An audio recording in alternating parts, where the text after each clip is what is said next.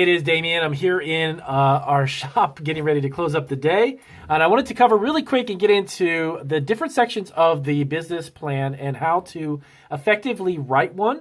Or if you're going to have someone write one for you, understand the different sections and the bits of information that will create a really successful business plan if you plan on going to a bank to get a loan, if you're looking to have someone invest in your business, or if you're just looking to sit down and kind of create a vision for your food business. No matter the type of food business that it is, I highly recommend that you take the time to do this. It is not something, to be honest with you, that you're going to sit down in about an hour and brainstorm and have it completely done.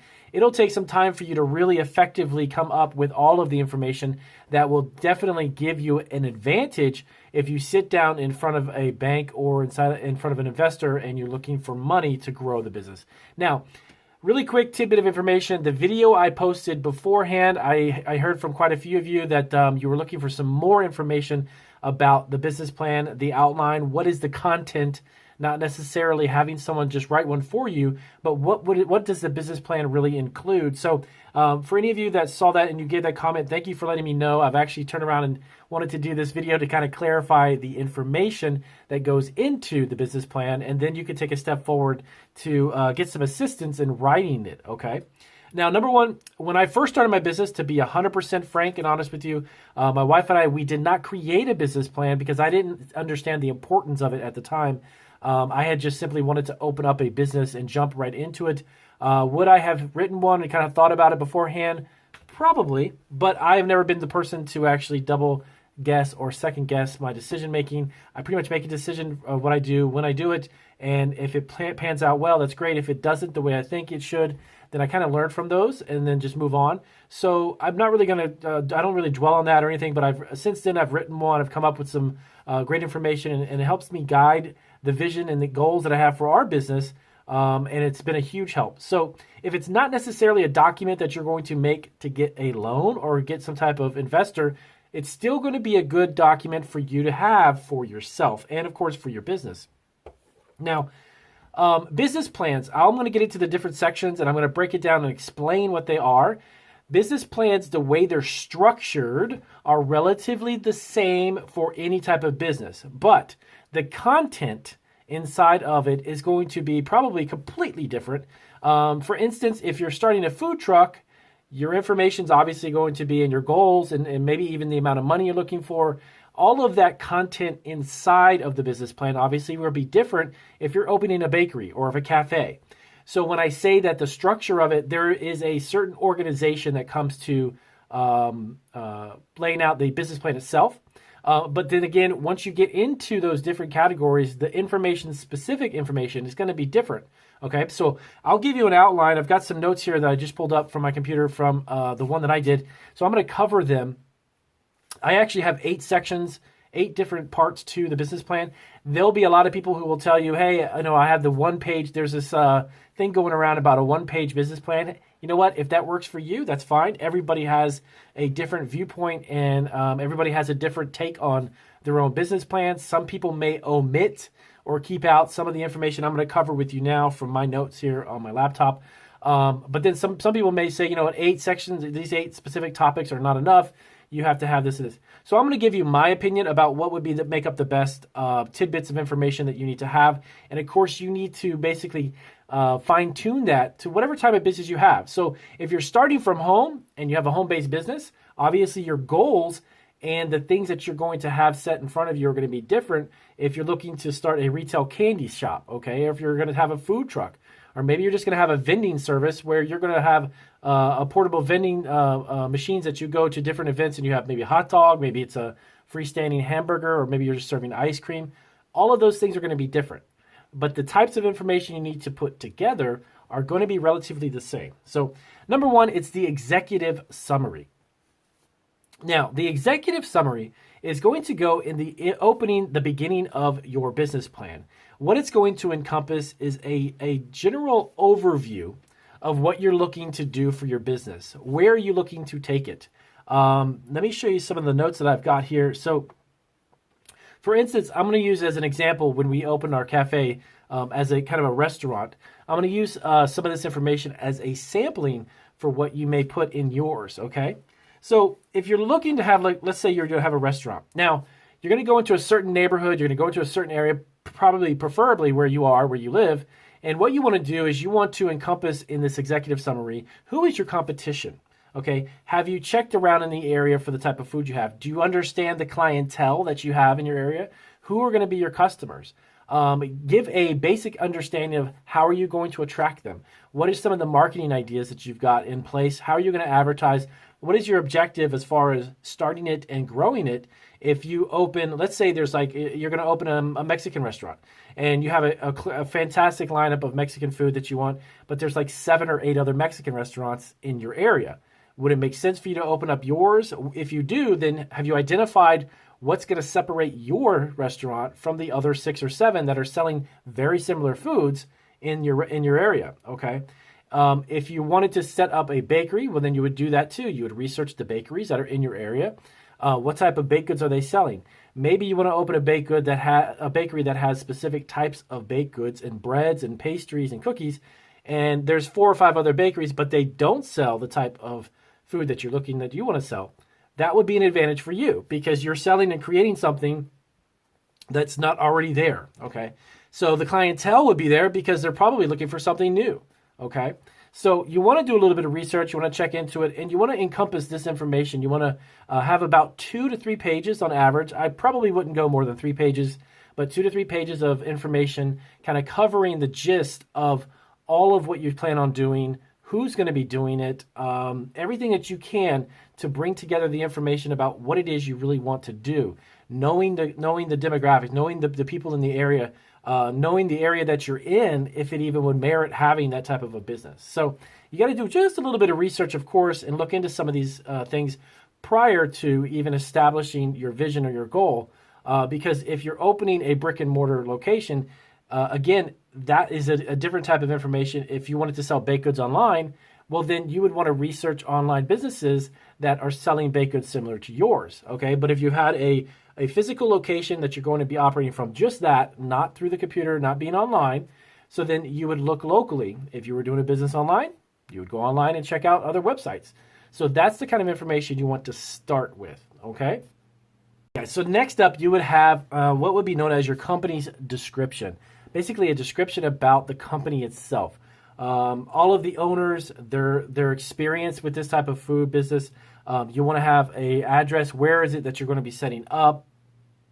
Taking a look at some of my notes here. So you want to provide also the legal names, legal descriptions. If you're doing a business as a certain legal name, you want to make sure that's in there. Any information such as contact information, if you've got other owners or people who are investors, every person or everyone who is financially involved with it, you also want to kind of bring up who they are, what experience do they have, a little bit of background on who it is. So if you're going to sit in front of an investor, they're going to know that the people who are running it, maybe he has 20 or 30 years in the restaurant business and now he wants to open his own.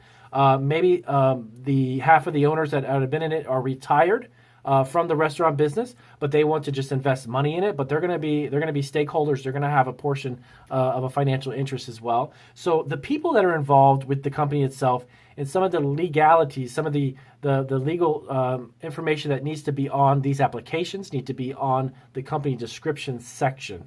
So you want to make sure you have that in there as well. So you might be thinking to yourself, you know what, Damon, I'm just starting out. I don't have that information. Well, you do have some of it. If you're not necessarily, if you're working from home, like I mentioned in the opening, the information you'd put in here would be slightly different. So you're not necessarily opening a restaurant per se that has a physical location. You're looking to start from home and you're going to start with just yourself. That's perfectly fine. Then you need to put information about yourself, how many years of experience you might have in the food business. Have you done this before? Are you a sole proprietorship? Do you have a husband or maybe your wife's involved, maybe you're involved?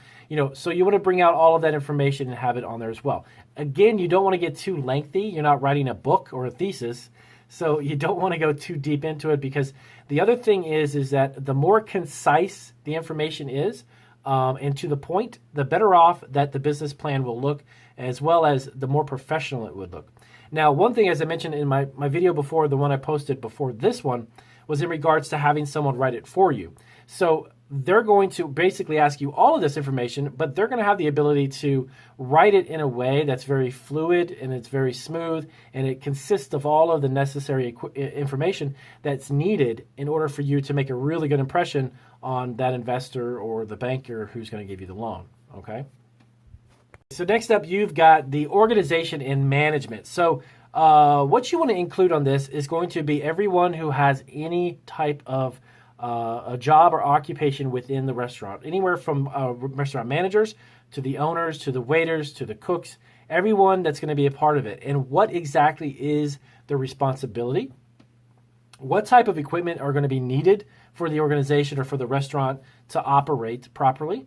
Everything from deep fryers to walk-in coolers, if you've got freezers, prep tables, everything and everyone, all the stuff and all the equipment that would make the restaurant work, even as far as how many tables you're going to have, how many stools you need, all of that stuff needs to be broken down so that information can be conveyed again to the person that you're presenting this to. And even just for yourself, so you understand if you've got a 2,500 square foot restaurant, how many tables do you need? How many waiters are you going to need? How many cooks are you going to have in there?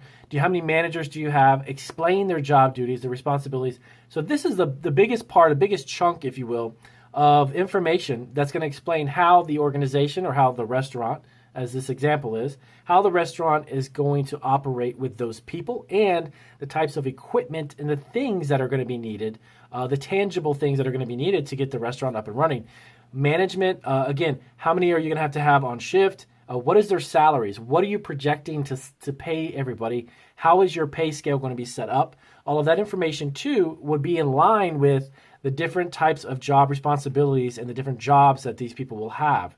So again, that's going to give you a better understanding of what you're going to need going forward, as well as what you're going to need to present to an investor or to a bank if they're looking to give you a $100,000 or $200,000 loan or more. They're going to need to know every aspect before they say yes or no. So not that you want to keep this into something that's going to be 4 or 5 pages, but this section is going to be a little bit more heavier as far as the amount of information that's going to be needed, because they're going to need to understand every facet of the people and how much money am I going to be giving you for tables and spoons and napkins and shelves, everything that we do need to get it up and running. So you would need to have that type of understanding. You need to kind of have an understanding of all of those things prior to creating this section, because it's got quite a bit of information. Okay, so the next section of your business plan, sorry about that. Okay, would need to be a market analysis. Now, I touched a little bit on this in the beginning. And the market analysis means that you need to know within your area, within your neighborhood, within your city or county, you need to do a little research and find out about the different types of restaurants, as I mentioned before, that may have similar types of foods. What exactly is your target market? So who are going to be the customers that are going to be coming in that you're looking for? You can literally separate them by demographic. You can do financial earnings if you're looking. Maybe if you have a high-end restaurant and you're seeking to find high-end clientele. If you're looking for something that's more of a fast food, family-oriented, you want to understand what it is you're actually getting yourself into with the type of food you're selling or preparing, and who is going to be the one to buy that, okay? Because in a lot of cases, if you're looking at really, high-end 5-star Michelin award restaurants, those are really in high class or high economic areas where there's a high income, as opposed to just a fast food. And there's nothing saying that there's nothing wrong with fast food, but understanding that the type of clientele that you have, you don't want to kind of outprice yourself in a situation where you're selling something that's very, very expensive and the clientele is just not there. Okay. Other thing is that part of the market analysis is double checking to see how are you going to attract those customers. When I say that is, are you going to advertise in the newspapers? Are you going to do Facebook ads, maybe in the community, to attract people and get people to notice you? Are you going to go to events locally to do charitable work and those types of things where you can get out in the community and make yourself visible so people know that you're there? There's actually here, let me think the name of it. There's a ice cream place here where I live that is in like every single community event. I have my dad actually volunteers for a men's club locally here. They do a lot of charitable events. this local ice cream family run shop is there all the time. And it's great because they give out tons of ice cream and they give out a lot of coupons and such, which draws in the people. So they do a lot of stuff locally and in the community, and that really pays off because their ice cream shop is always slam busy. But they reach out, they let people know they're there, people who may not realize that they're there, and then give them an incentive to come back. So it's something similar to what you're looking to do. Like if you're going to do a market analysis, you want to make sure that you double check and see how it is that you're going to attract the local people. Figure that out. What would work best? Is it going to be just a local ad in the newspaper that's given out every single day to the residents? Are you going to join up with some of the community centers and let them people know? So that's something you need to put in to let people know how it is you're actually going to attract people. You can't necessarily just open a business and then cross your fingers and hope people will walk by. You got to do something to get them to come in.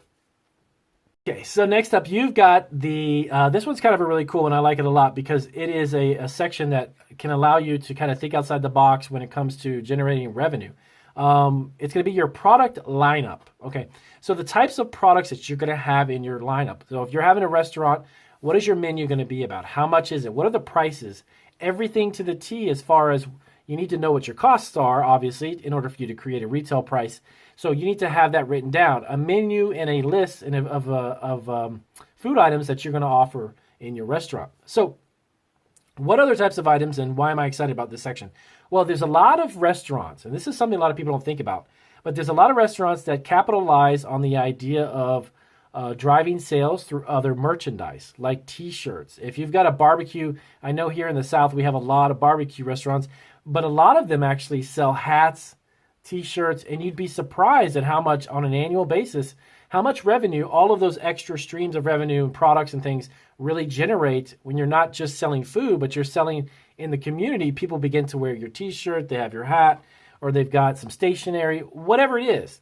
They've got their local barbecue logo on all of this stuff. So if you're a big fan of that barbecue place, you drop 20, 24, 30 bucks on a T-shirt, maybe 15, 20 bucks on a hat, and you sell a few thousand of those a year, you could generate a lot of other revenue without having to rely solely upon the food that you're selling. So if you open, again, this is all about a restaurant. If you open a bakery, maybe you have a cute little whimsical bakery T-shirt with a little character baking. But those types of products, too, are something that can drive a lot of sales and drive extra money, and they're huge. Also is you could sell them because they're going to make you a lot of money because you're not having to make something for it.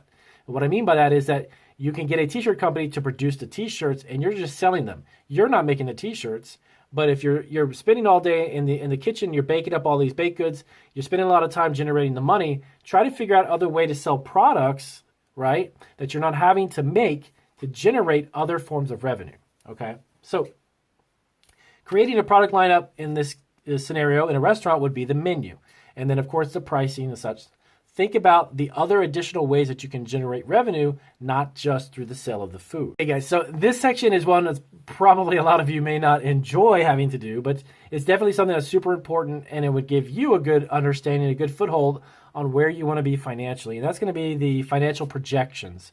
So this is something where you have to kind of be realistic and kind of visionary at the same time.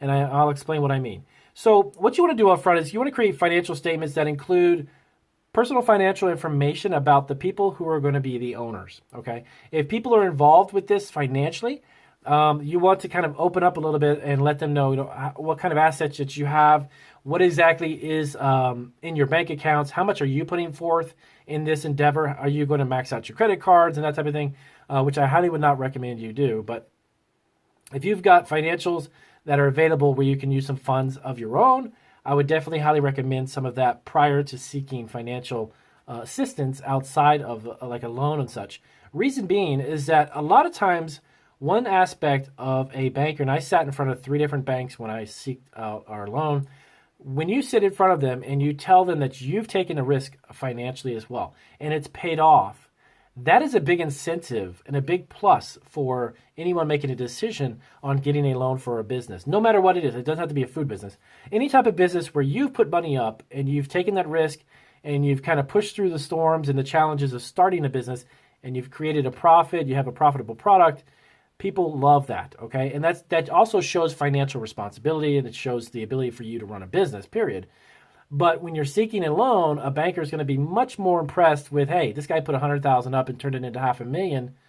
I'm more comfortable giving you money than opposed to a guy that says, well, I put like $2,000 up and I'm going to make 100,000 in the hole.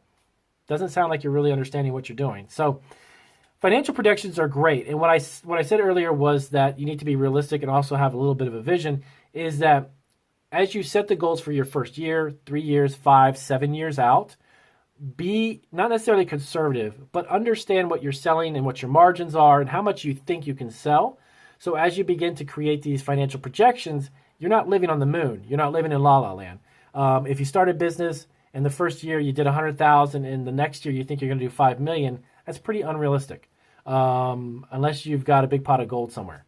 So if you did 100,000 and you said, you know what, I could probably do about 250, maybe double that, but the next year, that seems a little more realistic, and plus it gives you a little bit of a vision, so you're not living in la la land thinking that you're going to be doing 100 or 1,000 times what you did the first year. Lastly, I want to talk about is the appendix. It is the last section. It is to follow in the business plan. And what is put in, let me just move this out of the way. What is normally put in the appendix is going to be information that recaps everything that you did.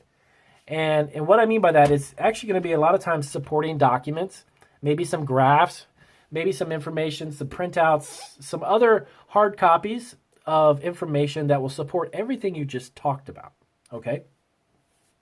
What you want to do is you want to give that person, again, the prospective investor, the opportunity for you to show what you have to prove what you spoke of, okay? And that could be any tidbit of information or graphs or anything that you think would give more validity to what you're trying to do. And when you're seeking that funding, or if you're doing it just for yourself, it's going to reinforce basically everything you spoke about in your business plan, because you've got documentation to kind of back it up or to support what you're saying. So in the appendix, again, don't make it too long. Put a couple of documents, maybe a few documents in the back of it, and that's going to be the final section of your business plan. So keep in mind, as business plans and your business, actually as your business evolves, your business plan will change. And if it stays the same for the first couple of years, that's great if you're achieving those goals.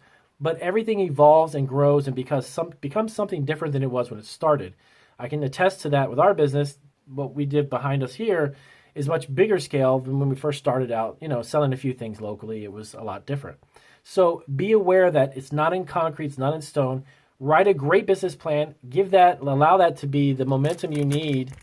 Sorry about that. To get your business up and running, but keep in mind that it will change as time goes on. So I hope that breaks down a little bit of information, and I thank you guys for bringing this up to me in regards to this information when I just put that video out there about business plan writing. So once you understand this, then you can kind of go back to that other video and get somebody to assist you on Fiverr to incorporate all that information that we just spoke about. So if this was helpful, as always, please do give me a big thumbs up. I appreciate you guys' support. If you have any questions about this as well, please let me know down below, and I will hop on that question as soon as I possibly can. Thanks, guys.